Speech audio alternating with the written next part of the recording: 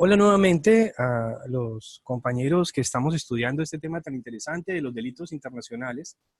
Como ustedes pueden observar, pues estas, digamos, grabaciones que hemos hecho sobre los temas ya lo veníamos tratando con anterioridad.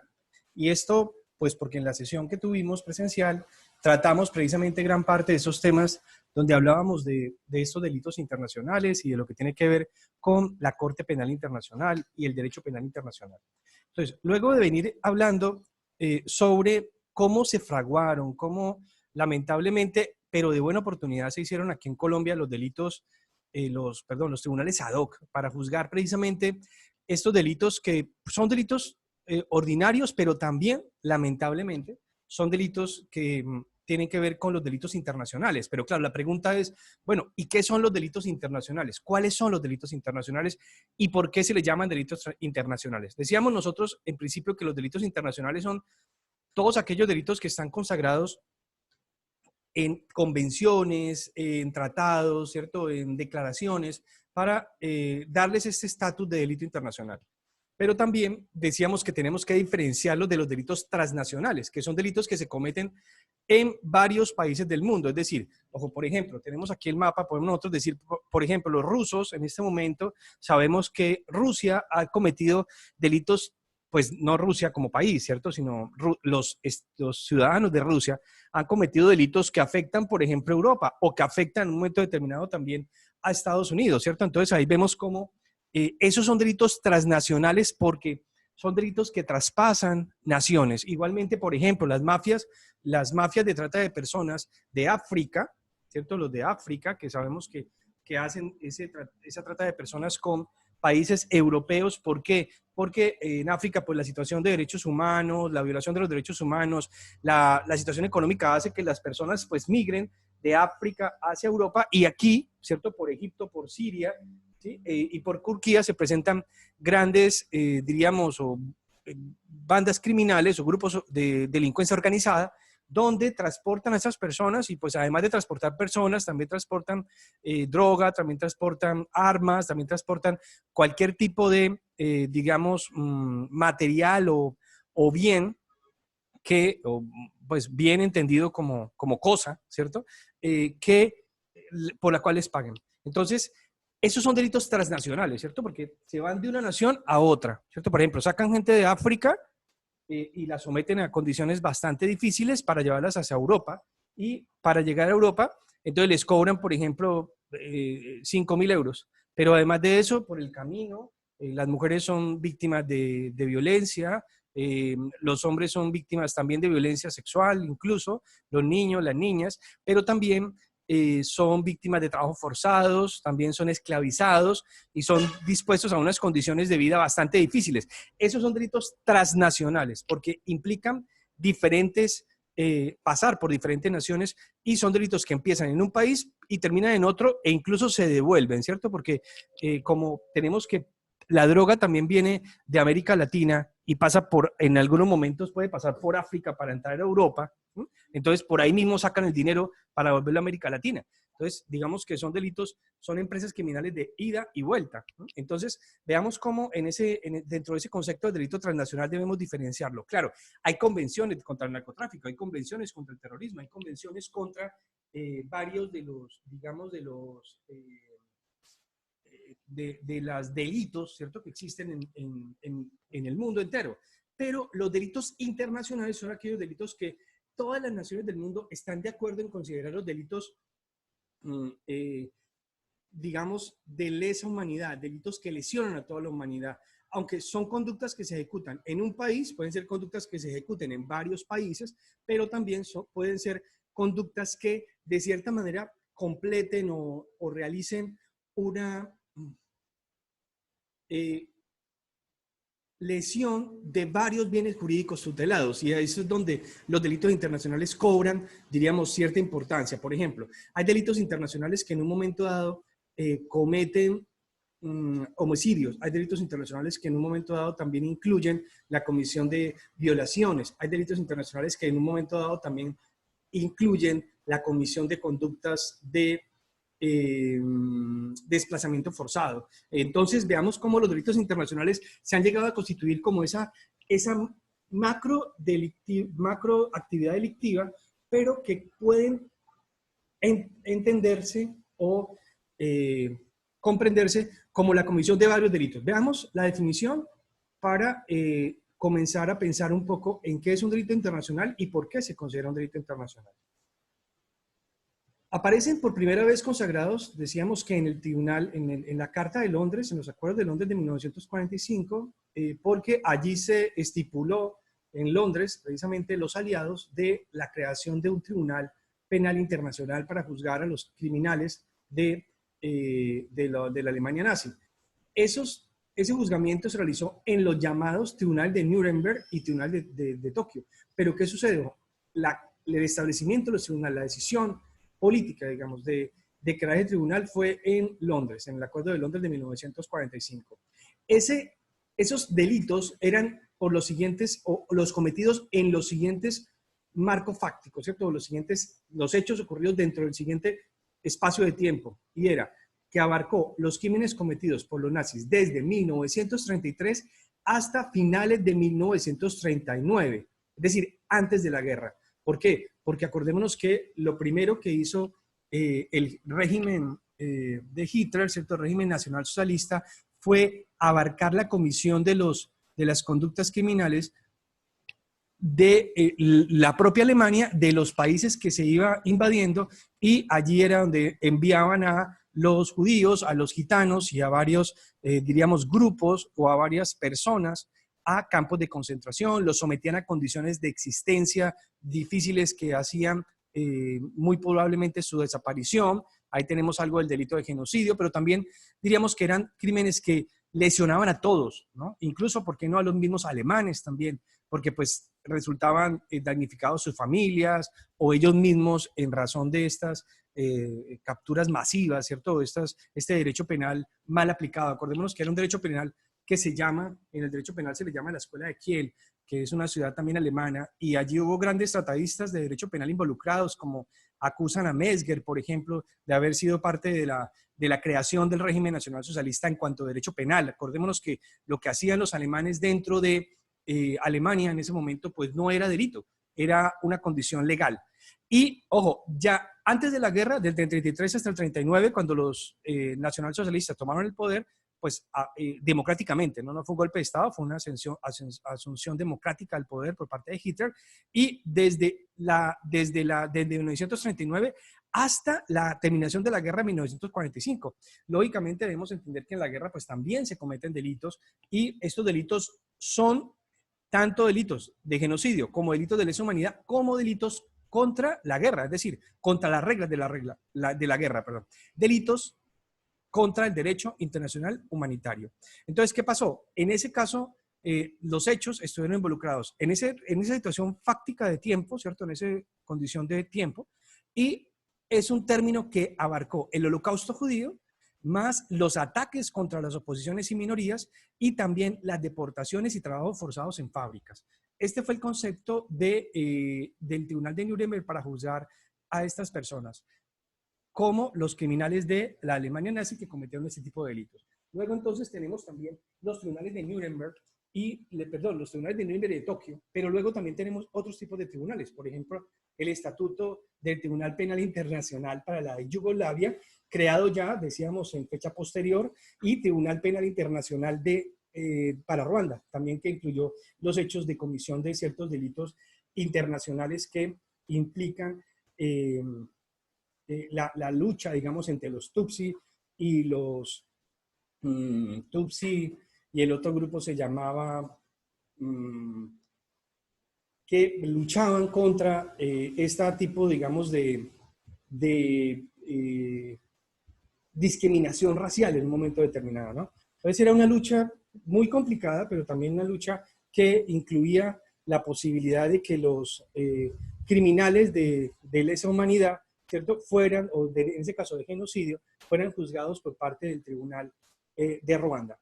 Entonces, también tenemos el Tribunal Especial para Sierra Leona, que decíamos que se conformó no solamente por parte de los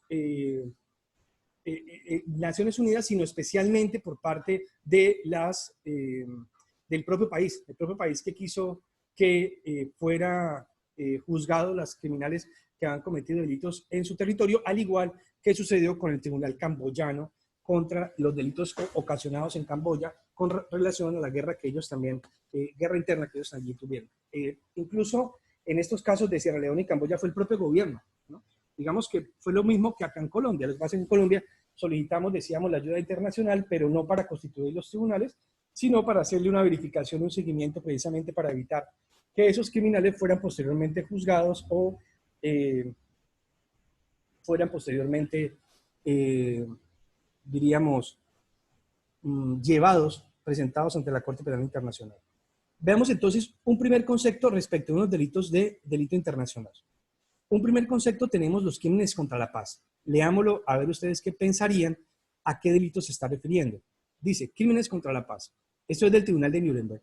A saber, planificar, preparar, iniciar o liberar guerras de agresión o una guerra que constituya una violación de tratados, acuerdos o garantías internacionales, o participar en planes comunes o una conspiración para lograr alguno de los objetivos anteriormente indicados. Esos son crímenes contra la paz. Entonces la pregunta es, ¿de qué delito estaremos hablando allí? Veamos, o sea, ¿de qué tipo de delito según el Estatuto de Roma de la Corte Penal Internacional hoy día? Acordémonos que el Tribunal de Nuremberg fue creado en 1945. Leamos ahora una definición de ese delito, vamos a ver si se parece a en el tribunal, por ejemplo, de la ex Yugoslavia.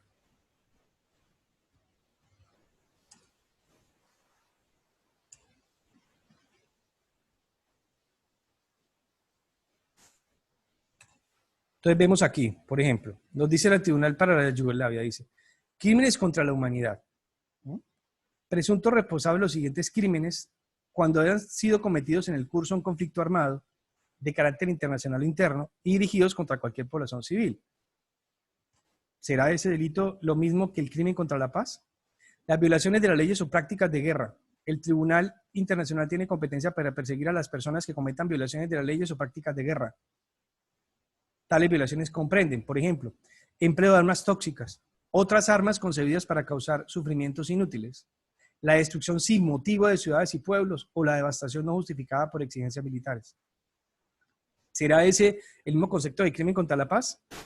Veamos ahora en el Tribunal para la Yugoslavia para juzgar a las personas que cometan o den la orden de cometer infracciones graves a la Convención de Ginebra del 12 de agosto del 49, homicidio intencionado, tortura, causar grandes sufrimientos intencionadamente. Allí estamos hablando de delitos contra la paz. Vamos a leer este concepto de la Corte Penal Internacional, donde nos habla del delito de agresión. Aquí veíamos antes el delito de genocidio, lesa humanidad. En este momento estamos buscando un concepto que se parezca al delito de crimen contra la paz. Leamos el de agresión, a ver qué piensan. Cuando una persona comete un crimen de agresión en condiciones de controlar o dirigir efectivamente la acción política o militar de un Estado, dicha persona planifica, prepara, inicia o realiza un acto de agresión que por sus características, gravedad y escala constituyan una violación directa, manifiesta, de la Carta de las Naciones Unidas. Entonces veamos, este delito de crimen contra la paz establecido en el Tribunal de Nuremberg, ¿sí? Vamos a volver a leer. Saber, planificar, preparar, iniciar o librar guerras de agresión. Es muy parecido al delito de agresión. ¿Por qué en el Tribunal contra la Yugoslavia no lo tienen? ¿Cierto? Pues que el Tribunal contra la Yugoslavia fue realizado para juzgar los delitos cometidos dentro de la ex Yugoslavia. Entonces, digamos que allí no existía esa tipificación del delito de agresión, porque no era, diríamos, un país contra otro, sino lo que se quiso fue establecer el conflicto armado, la violación de las reglas de la guerra, se quiso establecer también la lesa humanidad y el genocidio cometido contra las personas que formaban parte de esta ex Yugoslavia, ¿cierto? Cuando se cayó la URSS, posteriormente la Yugoslavia, que eran varios países unidos, se divorció, se separó, todavía están, digamos, en parte en la lucha, incluso Rusia ha tenido que ver también en el tema, y han venido haciéndose, pues, delitos de diversa índole, ya sea de guerra o de genocidio o de lesa humanidad en contra de las personas. Entonces veamos, el primero que se estableció como crimen de guerra, entonces sería el delito contra la paz, a saber, delito de agresión. Ese delito contra la paz se parece un poco al delito de agresión, que fue finalmente, decíamos en la primera sesión, que fue finalmente conceptualizado por parte de las Naciones Unidas en el año 2002. No en el Estatuto de Roma directamente al momento de crearlo, se planteó, pero se dejó pendiente para su reglamentación, y en el año 2002 fue ya considerado como delito con una organización típica, con unos elementos típicos determinados. Veamos entonces ahora, el crimen de guerra. Segundo delito, a ver a qué se parece ese crimen de guerra, ¿cierto? En el Estatuto de Roma hoy actualmente. A saber, dice, violaciones de leyes o usos de la guerra.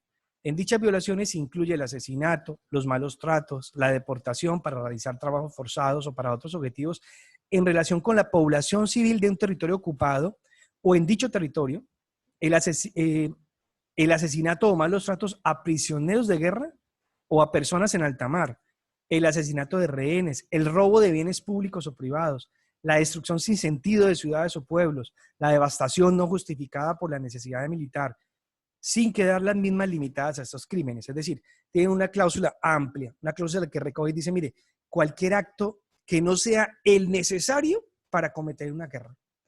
Entonces, esos crímenes de guerra, veámoslo entonces ahora en el Tribunal de Yugoslavia, nos dice que el crimen de guerra se parece un poco a este delito en el artículo 3 del Tribunal para la Yugoslavia. Recordemos que ustedes tienen allí el estatuto que les he enviado con anterioridad. El estatuto de penal internacional para juzgar a los delitos cometidos en la Yugoslavia a raíz del establecimiento del tribunal. Dice el artículo 3, violaciones de leyes o prácticas de guerra. El Tribunal Internacional de la Yugoslavia tiene competencia para perseguir a las personas que cometan violaciones de las leyes o prácticas de guerra. Tales violaciones comprenden, sin que esto impida reconocerse otras. Acordémonos que decíamos ahora, cuando leíamos el de Nuremberg, decíamos, ojo, sin que tenga, es un poco abierto, ¿cierto? Donde dice, veamos aquí donde dice, sin quedar las mismas limitadas a estos crímenes. Y aquí nos dice entonces, en ese sentido de incluir conductas que inimaginables, pues que en ese momento el legislador de las Naciones Unidas digamos, no llegan a establecerlo, pero es posible que haya más cosas que no lleguemos a pensar, ¿no? Imaginar eso. Entonces dice, el empleo de armas tóxicas o de otras armas concedidas para causar sufrimientos inútiles, la destrucción sin motivo de ciudades y pueblos, o la devastación no justificada por exigencias militares, el ataque a los bombardeos por cualquier medio a ciudades, pueblos, viviendas o edificios no defendidos. Es decir, tenemos allí una noción de bienes protegidos por el derecho internacional humanitario, personas protegidas por el derecho internacional humanitario, la toma, destrucción o daño deliberado de edificios consagrados a la religión, a la beneficencia, a la enseñanza, a las artes, a las ciencias, a los monumentos históricos, a las obras de arte, a obras de carácter científico, el pillaje de bienes públicos, ¿no? Entonces, aquí entendemos también que en ese concepto, bajo ese concepto de las tribunales de Yugoslavia, tenemos esos crímenes de guerra entendidos entonces como la violación de reglas de guerra. Oigan, en una guerra entre personas de una misma nación o en una guerra regular, ¿no? Llamamos un conflicto armado interno o un conflicto armado internacional, que son entre países, hay que tener en cuenta unas reglas. ¿Por qué? Porque no podemos incluir allí, por ejemplo, los civiles, no podemos incluir allí a las escuelas, no podemos incluir a los hospitales, porque estos son violaciones contra el derecho internacional humanitario. Pero veamos, ojo, el derecho penal internacional no es igual al derecho penal internacional, ¿cierto? Es decir, el derecho penal internacional no es igual al derecho internacional humanitario. El derecho penal internacional incluye dentro de su protección al derecho internacional humanitario entendido como las reglas de la guerra. Veamos entonces ahora el tercer concepto, perdón, de delitos internacionales, como es, por ejemplo, el delito de guerra, crímenes de guerra. Es cuando un particular se cometan como parte de un plan o política o como parte de la comisión en gran escala de tales crímenes. Eso es el delito de guerra. Veamos entonces aquí en qué consiste el delito de guerra en el caso de la Corte Penal Internacional. No lo puse aquí en la positiva, pero vamos a buscarlo aquí en la, digamos, en el Estatuto de Roma de la Corte Penal Internacional para entender qué es el delito de guerra. Entonces, el delito de guerra tiene que ver precisamente con varias de las conductas que se cometen en medio de una guerra, como por ejemplo, el reclutamiento forzado de menores. Eso sería igualmente un delito de guerra. Igualmente podría ser considerado el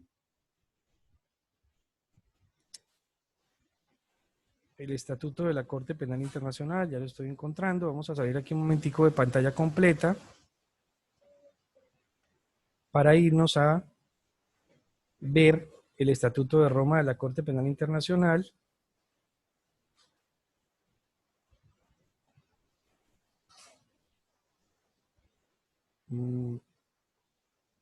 Compartir pantalla. Y vamos a buscar aquí el delito de crímenes contra la guerra. El artículo 7, crímenes de lesa humanidad. El artículo 8, crímenes contra la guerra. Vamos a ampliarlo un poco para que por favor lo observen ustedes allí. Y dice aquí crímenes contra la guerra. A los efectos del presente estatuto se entiende por guerra infracciones graves a los convenios de Ginebra del 12 de agosto del 49, a saber, cualquiera de los siguientes actos perpetrados contra personas y bienes protegidos por las disposiciones del Convenio de Ginebra, es decir, derecho internacional humanitario. El homicidio intencional, la tortura o tratos inhumanos, incluidos los experimentos biológicos, causar deliberadamente grandes sufrimientos, la destrucción y apropiación de bienes no justificadas por necesidades militares, la toma de rehenes. Bueno, hay varias conductas que son consideradas crímenes de guerra. Por eso es, diríamos, entendible que exista una pluralidad de conducta. Decíamos al principio que el delito internacional incluye dentro de su creación una pluralidad de conducta, o sea, no es una sola conducta. Los delitos internacionales son, supongamos, o entendamos más bien, dice artículo 8, crimen de guerra. La Corte tendrá competencia respecto de los crímenes de guerra, en particular cuando se cometan como parte de una plano política o como parte de la comisión en gran escala de tales crímenes. ¿Cierto? Entonces, ahí tiene un marco, ¿no? Lo que llamamos en derecho penal, digamos, una tipicidad, pero dentro de esa tipicidad caben múltiples acciones, ¿cierto? Múltiples acciones. Y aquí tiene una conclusión interesante. C, veamos el numeral C, de ese artículo 8 que nos dice, en caso de conflicto armado que no sea índole internacional, o sea, como el que tuvimos o tenemos en Colombia, conflicto armado interno, las violaciones graves del artículo 3 común a los 4 convenios de Ginebra, del 12 de agosto del 49, a saber, cualquiera de los actos cometidos contra personas que no participen directamente en las hostilidades, incluidos miembros de las Fuerzas Armadas que hayan depuesto las armas. Acordémonos que ya en Nuremberg hablaban de esto, también en Yugoslavia hablaban de eso, en Ruanda también hablan de eso. Y la persona es puesta fuera de combate por enfermedad, herida o detención o por cualquier otra causa, los atentados contra la vida e integridad corporal, homicidio en toda su forma, mutilaciones, tratos crueles y tortura, ultrajes contra la dignidad de las personas, especialmente los tratos humillantes y degradantes, la toma de rehenes, las condenas dictadas y las ejecuciones sin prejuicio ante un tribunal regularmente constituido con todas las garantías judiciales generalmente reconocidas como indispensables. Entonces diríamos, ojo, el secuestro que cometía aquí la FARC en Colombia, ¿podría ser una toma de rehenes? Es decir, ¿podría ser considerado como un delito de un crimen de guerra? Tenemos en cuenta que el reclutamiento de menores sí lo es, pero diríamos, el secuestro se incluye como un crimen de guerra o no se entiende así, es decir, como una toma de rehenes.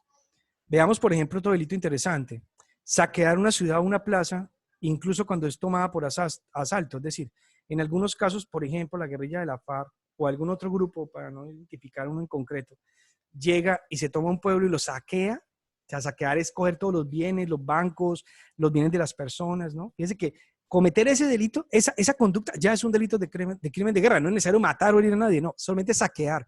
¿Por qué? Porque si estamos en guerra, pues es los militares contra los militares, pero no incluye a los civiles. Allí está el Estatuto de Roma para que ustedes sigan profundizando en la medida en que consideren ese tipo de delitos. Entonces veamos, aquí llevamos hablando un poco sobre el crimen de guerra, y el crimen de agresión.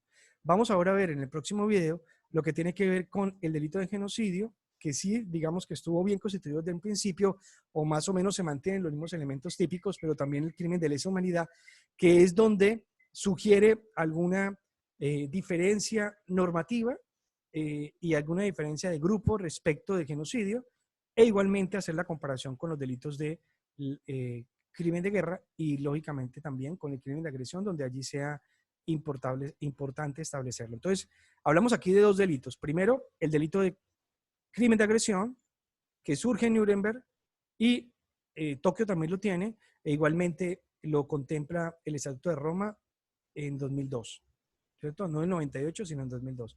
Y el crimen de guerra, que ya se establece dentro del mismo Estatuto de Nuremberg, ¿cierto? Igualmente en el de Yugoslavia, igualmente el de Ruanda, igualmente el de Tokio, e igualmente en el Estatuto de Roma de la Corte Penal Internacional. Algo muy importante para ir haciendo la anotación: ni el crimen de guerra ni el crimen de agresión están establecidos en nuestra legislación colombiana como delito. Pero ojo, sí existe dentro de esto, para hacer esa connotación, y vamos a mirarlo ya para terminar, sí existe dentro del Código Penal colombiano un capítulo especial en la Ley 599 de 2000, un capítulo especial donde nos habla de los delitos contra el derecho internacional humanitario. Es decir, si bien nosotros no tenemos estipulado el crimen de guerra como tal, ¿cierto? Eso está más o menos en el artículo, vamos a mirarlo aquí en el artículo 101, delitos contra la vida, pero más o menos en el capítulo, vamos a mirar este capítulo a ver cómo nos parece. Vamos a volver aquí a compartir pantalla. Vamos a mirar el estatuto, perdón, el Código Penal Internacional, el Código Penal colombiano, en lo que tiene que ver con ese tipo de delitos, y nos dice aquí delitos, el artículo 135, digamos, antes del artículo está el título, que sea el bien jurídico tutelado. El título 2 nos dice delitos contra las personas y bienes protegidos por el derecho internacional humanitario. Es decir, en Colombia no está tipificado el del crimen de guerra, pero sí están tipificadas como conductas delictivas violentar o transgredir las reglas de la guerra. Por ejemplo, homicidio en persona protegida. Hemos escuchado ese tipo de delitos cuando, por ejemplo, cuando se comete un delito contra un civil por parte de la fuerza pública, lamentablemente, o por parte de grupos al margen de la ley, que es quién es una persona protegida, quien no forma parte del conflicto. Lesiones en persona protegida, acceso carnal, tortura, actos sexuales. Digamos que existen varios delitos contra persona protegida. ¿Por qué contra persona protegida? Porque diríamos que la pena resulta más grave que cuando se comete contra una persona no protegida, es decir, contra una persona que no forma parte de ese conflicto armado. Aborto, que son las mismas conductas del Código Penal, pero estipuladas contra persona protegida. Esclavitud. La perfidia, vamos a hablar aquí de un delito interesante en su momento sobre perfidia. También actos de barbarie. Bueno, quiero presentar aquí la toma de rehenes también como parte de un crimen contra las reglas del DIH, contra el derecho internacional humanitario. Los bienes, entonces decíamos, personas protegidas y bienes protegidos por el derecho internacional humanitario. Por ejemplo, destrucción y apropiación de bienes protegidos. Dice, el que con ocasión de conflicto armado y fuera de los casos especialmente previstos como conductas punibles sancionados con mayor pena, destruya o se apropie por medios ilegales o excesivos en relación con la ventaja militar concreta prevista de bienes protegidos por el DIH, por el derecho internacional humanitario. ¿Cuáles son estos bienes? Los de carácter civil, que no sean objetivos militares, los culturales y destinados al culto, las iglesias, ¿cierto? Los museos, los indispensables para la supervivencia de la población civil, digamos los acueductos, los elementos que integran el medio ambiente natural, los parques naturales, las instalaciones que contienen fuerzas peligrosas, como las donde producimos energía, las represas, ¿cierto? Entonces también los hospitales, allí entrarían dentro de esta indispensables para la supervivencia de la población civil. Esos son bienes de carácter, diríamos,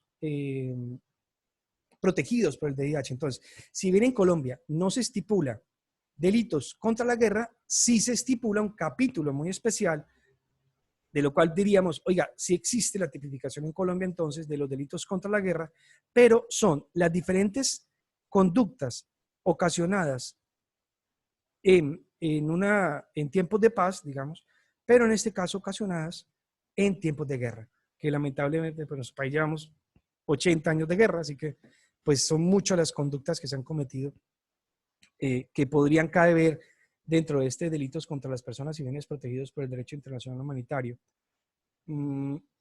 Entendiendo algo, entendiendo que este delito solo se estipula a partir del año 2000, este capítulo. Pero ojo, antes, y a eso ha hecho referencia la Corte Penal, la Sala Penal de la Corte Suprema de Justicia, antes de crearse estos delitos en el Código 2000, ya Colombia había suscrito las convenciones de Ginebra, a que acordémonos, hacen referencia los mismos estatutos de Roma, el mismo estatuto de Nuremberg. Entonces, ¿qué pasa? Cuando Colombia suscribe esas declaraciones, esos pactos de Ginebra, aunque no estén incluidos en el Código Penal, se entiende de una manera amplia que incluso aquellas conductas cometidas antes de estar estipulado esto como delito en Colombia son también delictivas. ¿Por qué? Porque los convenios internacionales suscritos por Colombia antes de la Constitución del 91, antes de 2000, ¿cierto? Es decir, digamos de 1945 para acá, ya son ley en Colombia, ley interna en Colombia. Entonces, en Colombia sí tendríamos bajo ese concepto protegidos a las personas, a los colombianos o a los extranjeros que estén en el territorio contra los delitos de guerra. ¿Por qué? Porque si bien no estaría establecido antes del 2000 como parte de la legislación penal interna, sí estarían suscritos esos convenios, esos pactos de Ginebra por parte desde 1949, 1964, por parte de Colombia. Y así lo ha entendido la Sala Penal de la Corte Suprema de Justicia.